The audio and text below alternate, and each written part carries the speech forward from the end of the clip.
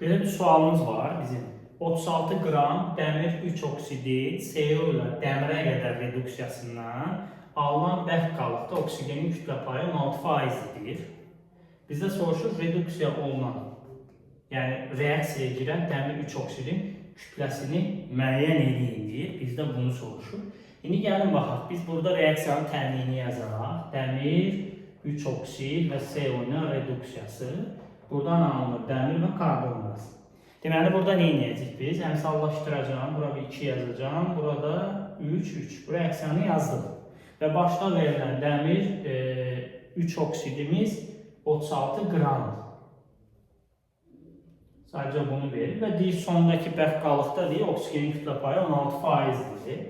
İndi gəlin baxaq. Burada yəni o deməkdir ki, dəmir 3 oksid tam parçalanmır. Çünki sondakı bərk qalıqda oksigen 16%-dir isə, deməli müəyyən qədər dəmir 3 oksid burada qalıb.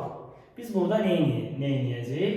İndi mən nə qədər parçalandığını bilmirəm. Dəmir nə qədər reaksiyaya girdiyini daha doğrusu bilmirəm. Bunun nisbi molekul kütləsi 160'dır. 160x yazacağım. Çünki nə qədər olduğunu bilmirəm. X qoyuram. Buradan alınan dəmir də 112x.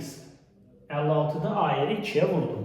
Deməli, sonda qalan gəlin bərk qalığa baxaq. Buradan qalan bərk qalıq 36 çıxılsın 160x olacaq. Burada 112x'imiz qalır sonda. Deməli, M bərk qalıq sonda nə qədərdir? 36 çıx 160x-dən 112x'i toplayıram. Bu da eləyəcək 36 çıxılsın 48x. Bu bizim sondakı bərk qalıq. Və bu bərk qalığın içindəki oksigen 16%-dir. Mən tapım görüm burada oksigen nə qədərdir? Bunu necə tapacağım? Normalda bunun nisbi molekul kütləsi 160 olanda, yəni 160 qram oksiddə 48 qram oksigen olur. Bizdə nə qədər dəmir 3 oksid var sonda? 136 çıxılsın 160x-da nə qədərdir? Bilmirəm. Bir A deyəcəm buna.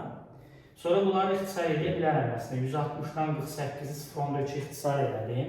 Buradan A-nı tapanda 0.3'ü 36'ya vuranda 10'da 8 çıxılsın. Burada vuranda 48x.